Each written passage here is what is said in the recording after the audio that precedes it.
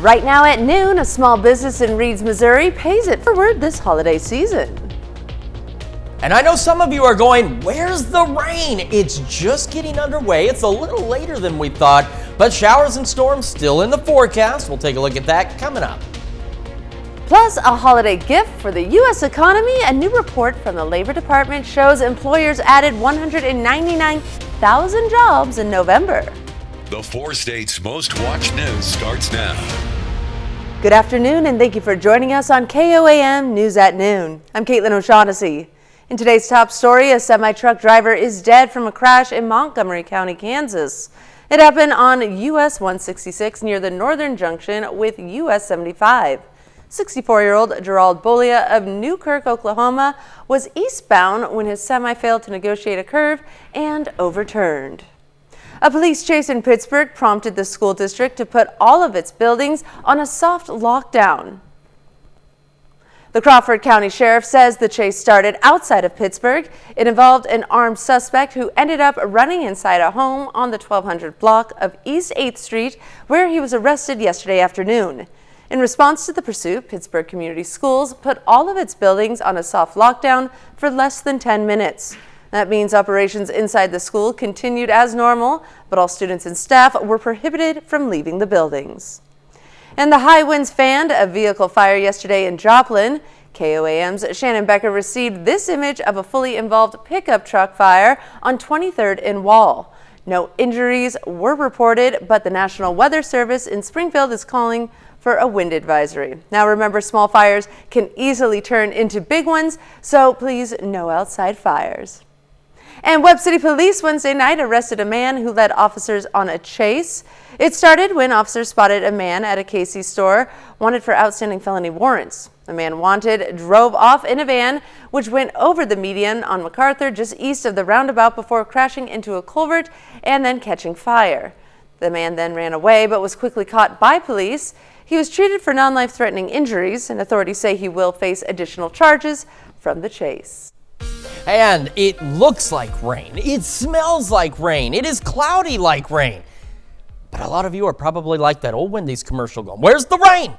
It's supposed to be here. Well, it's a little late. The models still show the same activity we were expecting. It's just showing it a little later.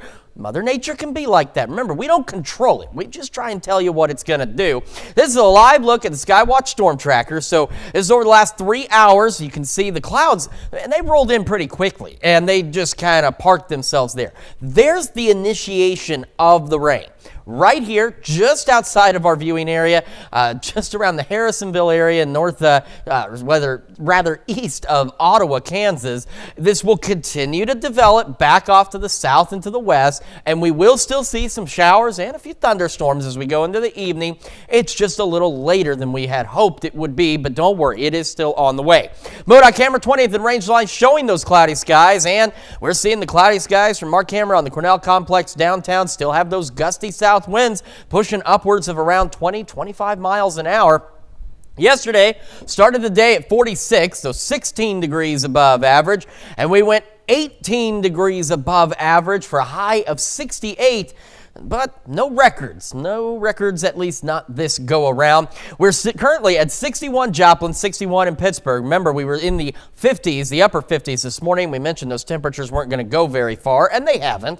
We will still see the showers and thunderstorms. We'll take a look at that future track and how our weekend is shaping up in the full forecast here in just a few more minutes. Caitlin? Thanks, Chris. Well, hundreds of people in Joplin yesterday walked away from a box full of free food. The Alliance of Southwest Missouri handed out 800 boxes of meat and produce to families in need. It was on a first-come, first-served basis at the parking lot at the South Joplin Christian Church. Food is locally sourced from farmers, so it is all grown or produced in Missouri. And we have an opportunity to purchase food from those farmers and then distribute it for free. So there'll be more events like this, and there'll be more events like this not only in Joplin, but in a lot of the surrounding counties as well. And people were able to walk up and get a box or go through a drive-thru.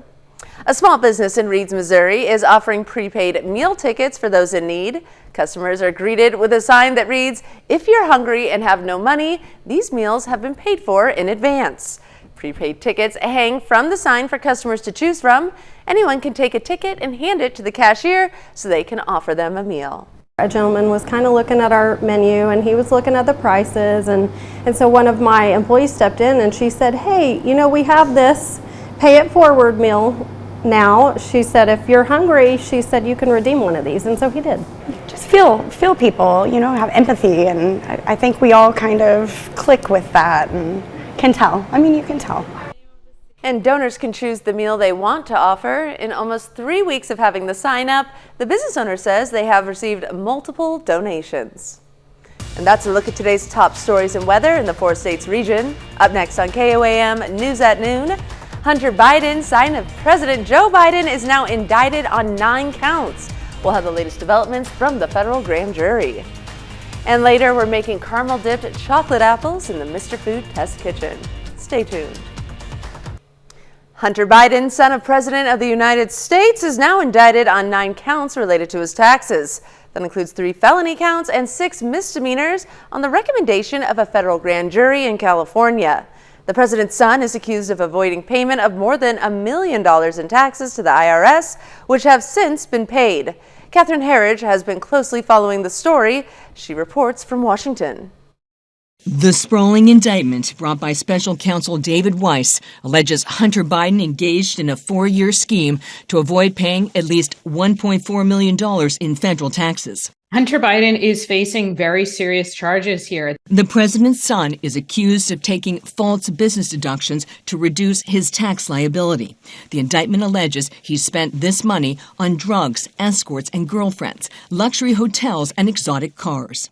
One of the things I think that jumps out from the indictment is that Hunter Biden allegedly knew exactly what he was doing. In July, at a Delaware court, a plea agreement for lesser charges collapsed over whether the deal would end Hunter Biden's legal problems.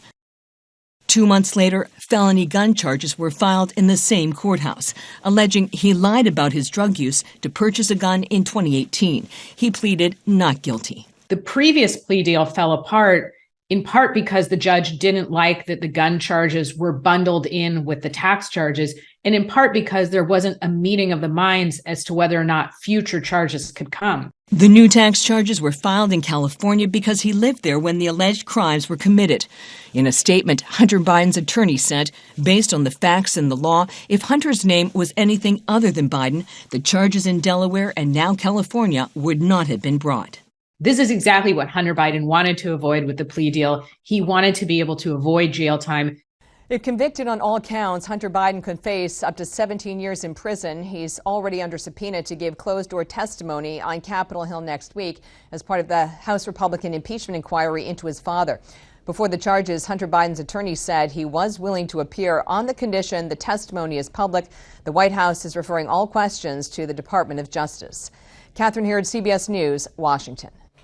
And new government data out today shows that the labor market adding jobs and the employment rate inching downward. Analysts say that those signs point to the elusive soft landing the U.S. economy needs in order to avoid a recession. Lily James Inman reports from Washington.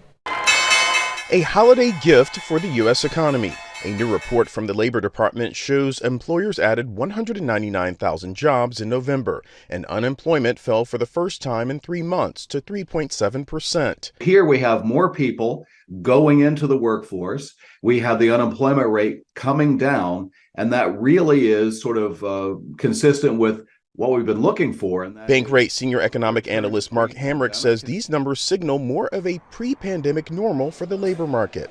While healthcare and government sectors added jobs, November's gains also reflect the return of 47,000 striking workers in the automotive and motion picture industries. Essentially, you had to sort of set that off to the side and then see that we're very close to October's payroll gain of 150,000 jobs added. Someone who's perhaps overemployed this time of year, Santa Claus. My elves are going crazy. Santa Russ says his schedule is so jam-packed he's even had to turn down requests. It's been overwhelming quite a bit, especially on the weekends. HireSanta.com says it's seeing a 34.6% increase in demand over last year, adding more than 1,100 Kris Kringle entertainers for 2023. All this good cheer could keep the Federal Reserve in the holiday spirit when it meets next week. The Federal Reserve is likely done raising interest rates this cycle. Fed Chair Jerome Powell was wary of predictions even last week, and some investors are still jittery the resilient job market could fuel inflation. Willie James Inman, CBS News, Washington. And still to come on KOAM News at Noon, we see what's cooking with Mr. Food. If your holiday gift list is as long as mine, then you're going to love what we're making today. But first, aside from the rain that we're expecting later today, we're tracking cooler temperatures rolling in for the weekend. Well, a complete look at your forecast when the KOAM News at Noon returns. Welcome back to the KOAM News at Noon. So, like we mentioned earlier, and my dad got on to me about that all the time, about why do I speak about myself in the third and like I'm royalty. It's what we're trained to do in news, we as a station. But what I discussed a few minutes ago is you're probably wondering, where's the rain? Well, it is out there and there's more on the way. Let's take a look at Skywatch Storm Tracker before we go down some rabbit hole that was just a continuation of whatever went down during the KOAM morning news today. We've got the clouds. They moved in pretty quickly today, and they've just sat there. And they really haven't done much of anything. Now, our photographer, Trevor, said that he was near the station and ran into some sprinkles. And remember what we talked about some really light rain, drizzle, those things, they're just not dense enough to be picked up on radar. It takes some actual rainfall coming down to be seen. And that's what's well up to our north, heading into the southern parts of Kansas City. But as the future track has showed through the day, it will continue to backbuild back to the south and west. And as we go through the afternoon and into the evening, we'll see a few more of these showers and even some thunderstorms out there. And the good news is all the latest updates on the severe weather outlooks continues to keep even the low end risk outside of our area. That's not to say that these storms may not get loud here and there, but it's not necessarily looking at anything too crazy. Any of the stronger storms will be off to our south and east. Here we are at 8 o'clock. We get this really disorganized line of showers and thunderstorms just to the east of the I-49 corridor, and that will roll on out of here, leaving us with maybe a few stray showers. However, the winds will shift out of the north on the backside of this, so check it out. You know, we have 55 in Stockton and Cassville, and you head further east. Now we're down to 43 in the 8th Center in Fredonia, and our temperatures will drop overnight. They don't plummet again, but they will drop. All right, cloudy skies from the MoDOT camera, 20th and range line, and from our camera in downtown Joplin on top of the Cornell complex. Got those gusty south winds still pushing 20, 25 miles an hour. It is cloudy also down south of Pittsburgh from the KDOT camera on 69, and our camera 7th and range line showing those clouds. They've been here all day. It smells like rain, it looks like rain, and it will eventually rain. 61. Now remember, this morning we were sitting at about 58. We haven't really moved much. That was expected. At least that part has continued to be the case. We're not going to move much more. 61 in Pittsburgh, winds gusting out of the south upwards of 21 miles an hour. Around the region, 60 Iola, 64 Chanute, 65 Neodesha. Here's that frontal boundary that's going to trigger some of these storms. Yates Center, you're just on the flip side of it, so that's why you're a little cooler at 59. 64 Miami, 61 in Carthage, 60 in Neosho. Again, on the whole, we're expecting highs low to mid 60s, but maybe a couple of upper 60s. Scattered showers, some thunderstorms possible. Those south winds gusting to 25. That wraps up about 9 o'clock tonight. And then once we get on the backside of this, north wind gusting around 20. The skies will clear very late overnight. We're talking very early tomorrow morning. Otherwise, mostly cloudy down to the low 40s. Tomorrow, upper 40s. And then by the time we hit noon, a little after, temperatures will begin to gradually drop. Mostly cloudy skies. That north breeze continuing to gust at around 20 miles an hour.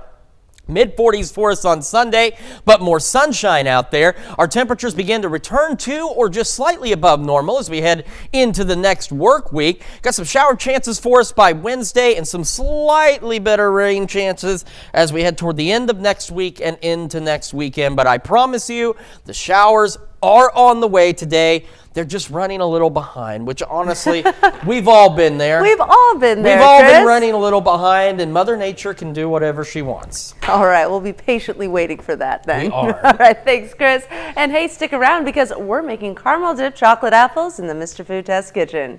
We'll be right back. It's time to check in with Howard in the Mr. Food Test kitchen. Today he's making a budget-friendly, perfect DIY Christmas dish that also can be given as a gift. Everyone will love the combo of ooey gooey caramel, sweet chocolate, and crisp apples. And there's an unlimited amount of ways that you can decorate them. Take a look. When it comes to holiday gift giving, nothing is more special or more personal than giving something that's homemade.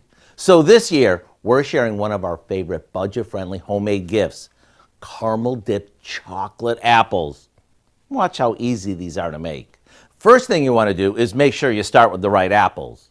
You want ones that are firm and semi-sweet like Granny Smith, Gala, or Fiji. Next, we're going to slowly melt some caramels with a bit of water in a saucepan over low heat. While that's doing its thing, we'll insert a craft stick in the center of each apple, and once the caramel is silky smooth, we'll spoon it over the apples, making sure they're completely coated. When the caramel sets up, we spoon on a layer of molten chocolate, which we made by melting chocolate chips. Now comes the fun part. You get to customize each apple for everyone on your list.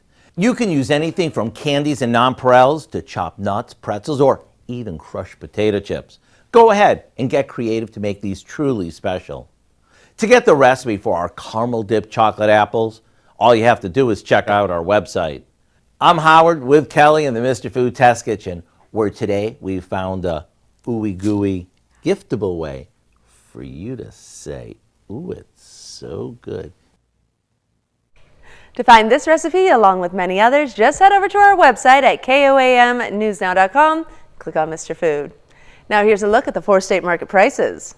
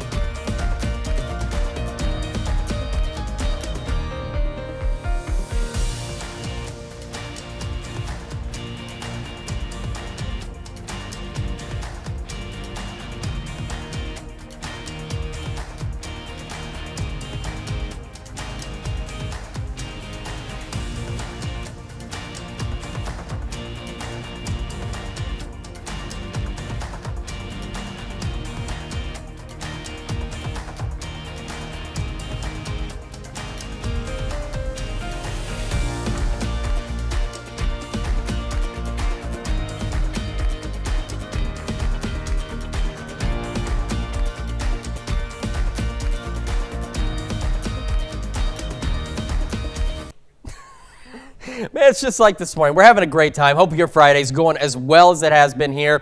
Again, isolated showers and thunderstorms will start rolling in later this afternoon into the evening hours. Cooler for us tomorrow, upper 40s, mid 40s Sunday, back to normal or slightly above to kick off the next work week with some shower chances by next Wednesday. All right. Well, Chris, I'll tell you, it sure is fun working with you. Is it not the best to just be here sometimes? Yes. And coming up tonight at 5, there is a big news on a medical breakthrough.